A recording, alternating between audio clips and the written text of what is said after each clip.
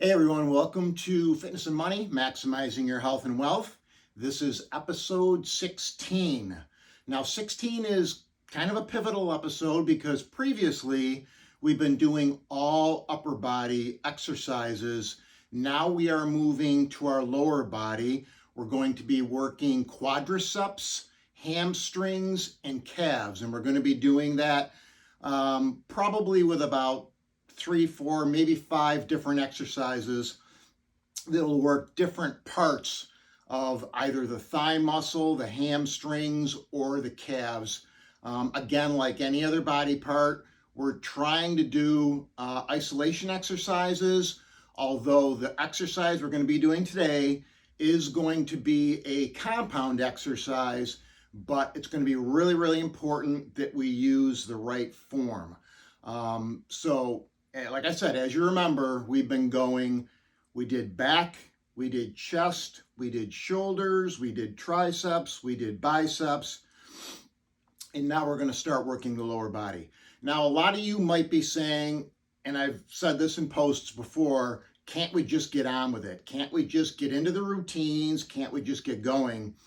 And my answer to that, as it was before, would be, I guess, but I think it's better to go slowly and to really, really learn the exercises well so that we can perform them correctly when we get into the routines portion, which is going to be coming up in the very near term. You know, wealth is just kind of a comparison. Wealth, you can't build wealth in a week or 2 weeks or a month or 6 months. It's a long process. But if you do the right things and you know what to do, you're going to get there a lot quicker. And I'm saying that the same is with fitness and the same is with general health. If we go through the exercises the right way and we do them properly, we're going to get there quicker than those who are doing them improperly. It's just like any of us that want to change our eating habits, our health habits. I know my wife and I, since we retired, we didn't realize what we were going to be doing. We knew we were going to be doing some walks and hiking and biking, but we've kind of taken affinity to pickleball, which, and not to get sidetracked, but, I used to think pickleball was just for older people. And I was like, am I just going to be out there kind of like la-di-da, with people our own age or maybe even people older? It's not that way at all. If any of you haven't tried pickleball and you feel like it's something you even thought about, please go out and do it. It's a great, fun game. It's great exercise. My wife and I play it probably 3, 4 times a week. And again, it's a good calorie burner. And again, just with that whole fitness and being able to be more healthy, we just kind of want to get our bodies moving, basically. Okay, so that being said, today we're going to do full squats. Now, when I say full squats, I don't mean necessarily going down all the way. I like to go down with my legs parallel to the floor. I think that's far enough. You'll see what I mean. And again, people are doing this exercise wrong all the time at the gym. So like always, I'm going to do it the wrong way, and then we're going to do it the right way. So let me just move this out of the way. And again, you can use anything from a dumbbell, a kettlebell, a plate, a can of soup. You can use a brick paver. Anything that has any weight to it, you can use. And that's the beauty of not having to have a barbell and get behind the barbell. And this is a really great exercise for your overall thighs. It's going to work not only the front of your thighs, your quadriceps, but it's also going to work your hamstrings, involve some of the glute muscle where it ties in the back with the hamstring. So it's just a good overall exercise, but it's key that you do it right. So I'm going to use my power block as I always have in the past. So what we want to do is optimally, we want to keep our back as straight as we can. We don't want to lean forward. And when we go down, We don't want to go down all the way. We want to go down to parallel. And then lastly, what we want to do is make sure that when it comes to the form, we want to have our feet positioned a certain way, and that should pretty much do it for us. So so my feet are positioned about shoulder width, maybe a little wider, but about shoulder width. I don't want your feet out like this. I would rather have them kind of in line with your shoulders. And now I'm going to do the exercise the wrong way. So doing it the wrong way, people are going to go down and immediately, usually because the weight is too heavy, they're going to come down and they're going to go forward. That's not a motion that we want to do. We don't want to go down and we don't want to go forward. So also, the other thing that we want to make sure is we don't want to lock out our knees. So in the worst case scenario, you're going forward like this, you're coming back up and you're locking your knees out. As I've said with many exercises that we've been doing in the past, it's important that you keep stress on the muscle. The minute that you lock out your knees or you lock out your arm, the minute you do that, you take stress off of the muscle completely, and we want to be able to keep constant stress throughout the muscle. That'll work out best. Okay, so now we're going to do them correctly. Again, feet about shoulder width, not with toes pointed out. We're going to do that actually in the next exercise, which is going to be completely different. So what we're going to do here is we're going to go down, we're going to go parallel to the floor. We're not going to lock our knees, and we're not going to rock forward. So I'm going to do maybe 3 or 4 reps, and you'll see what I'm talking about.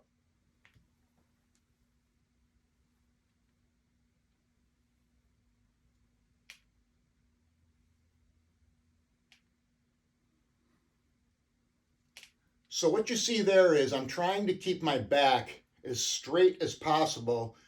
Do not want to go forward. Go down to where your legs are about parallel with the floor, and then keep that constant motion or keep that constant stress on the legs, the quadriceps, instead of locking out your legs. That's not something we want to do. So, okay, so that's the exercise for today. Let's get back up here and let's talk about some financial stuff. So what I'd like to talk about today is long-term perspective. And I want to talk about long-term perspective specifically when it comes to withdrawing money from your accounts when you're able to. Now, hopefully we're all going to get older, so I think it's important for people in their 20s, 30s, 40s, 50s, and 60s to plan appropriately so that you are not overweight in one particular type of investment. It's just better to have a nice balance because it gives you more optionality when it comes to retirement. Now remember, you can't get into your retirement accounts until you're 59 and a half. That's when you can start doing that. And you can start taking Social Security when you're 62, but again, there's drawbacks to that. Obviously, you're going to get less money over the course of your lifetime. We'll devote a whole other section to Social Security, and a lot of you have probably done research on it. Maybe you younger folks that are out there have not, but I'll bring it up anyways. So there's really 3 types of accounts that you're probably going to want to try to balance out to some extent. I know that most people right now, they contribute, or hopefully most people contribute to your retirement plan at work. So that would be your 401k, your 403, your 457. And if you're working for yourself, you're contributing to your IRA. Now, most people contribute on a pre-tax basis.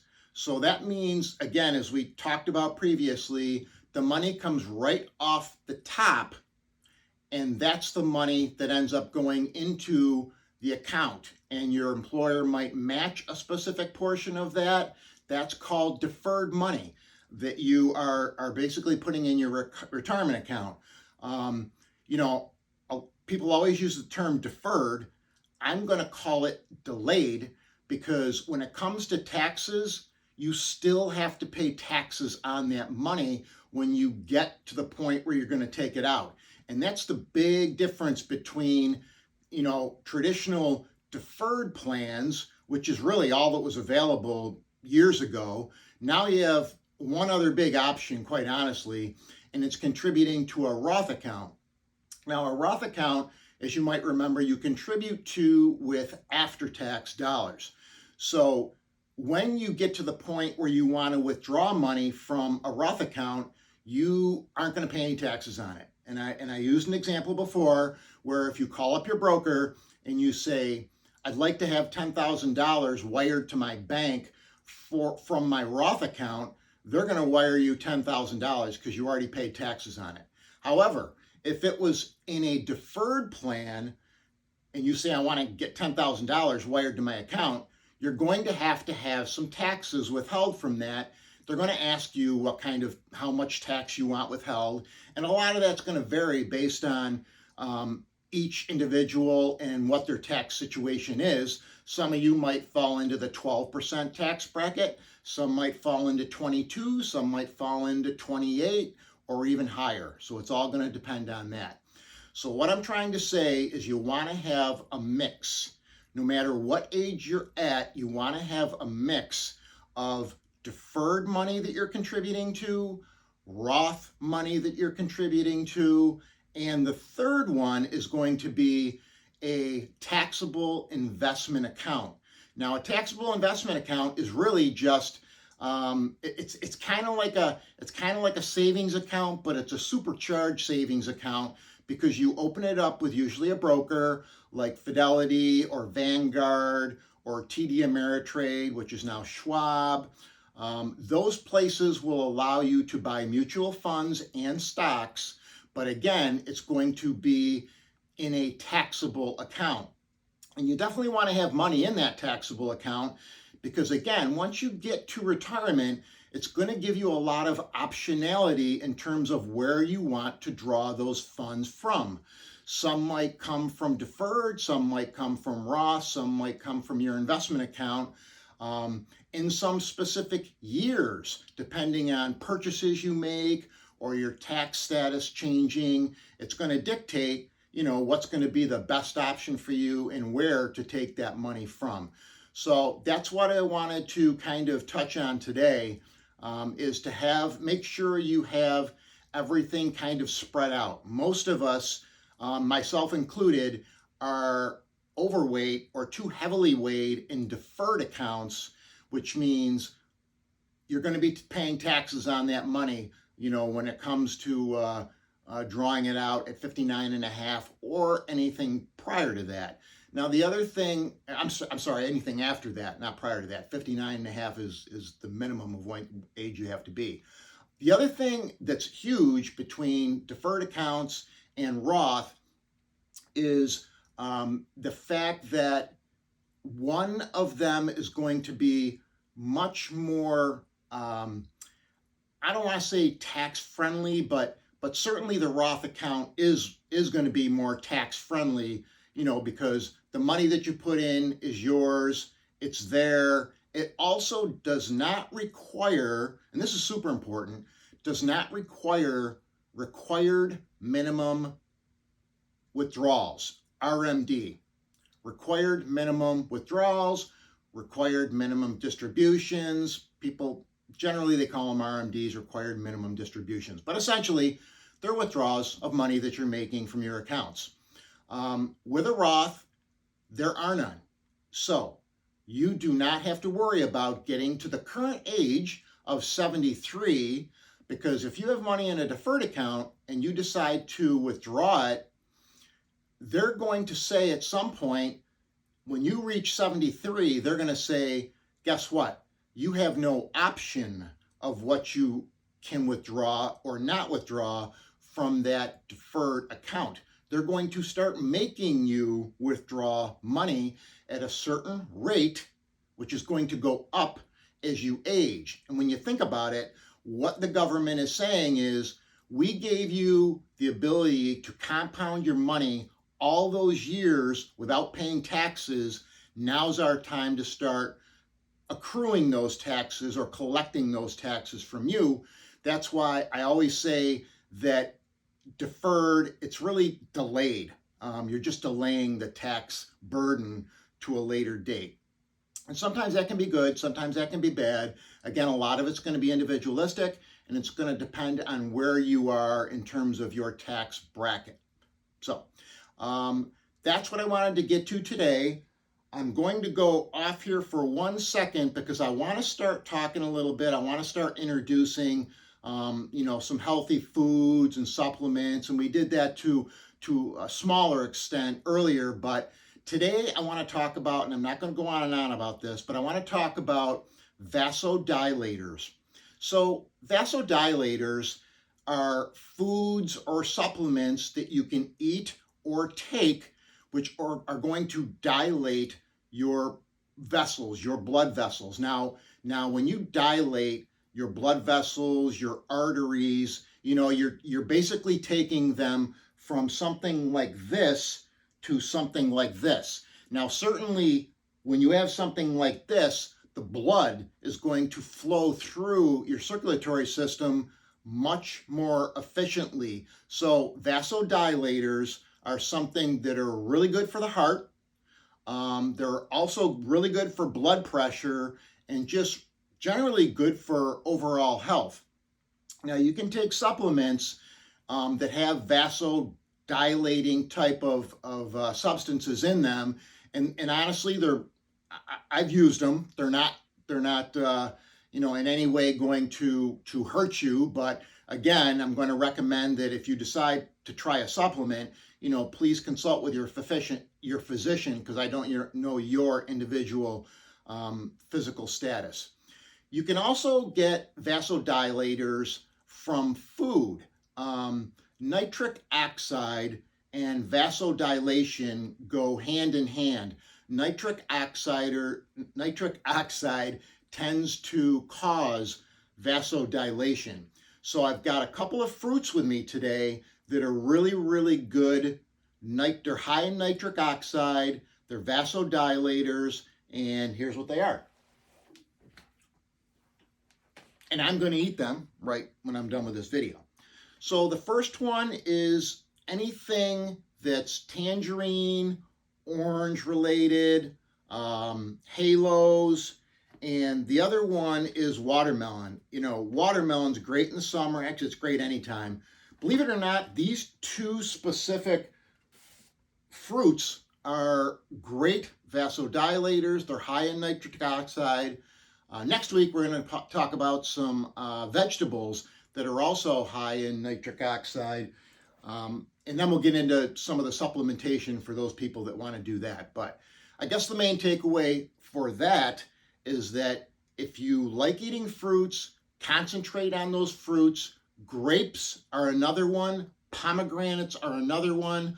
Almost anything citrus, even bananas can be considered something with a good content of nitric oxide. And of course, bananas also have potassium, which is awesome as far as regulating your potassium sodium level in your system. Those of us that eat a lot of the Western diet, a lot of foods high in salt, that can throw that whole thing way off.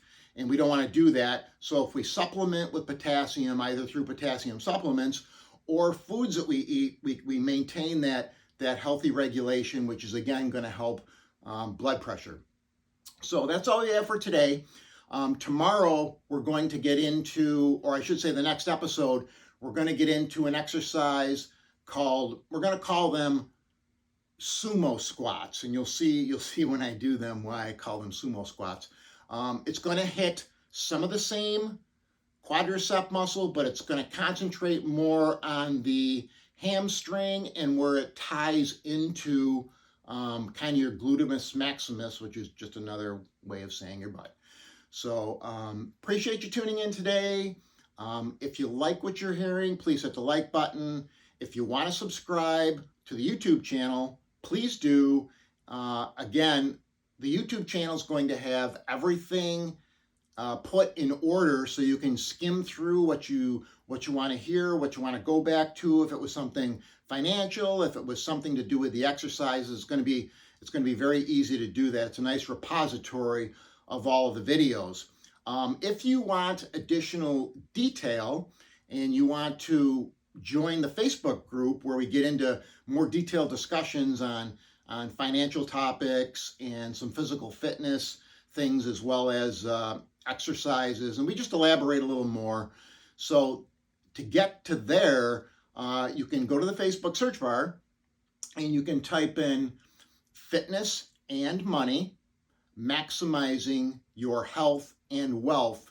And once you type that in, it should be able to take you right to the Facebook group, or at least an invite, which will invite you to the Facebook group if you so please. The message, or the address for YouTube is at fitnessmoney.maximizingyou. And again, that's just an efficiency enhancer to view the videos all in one place. So hope you have a great day, and we will see you next time. Thanks.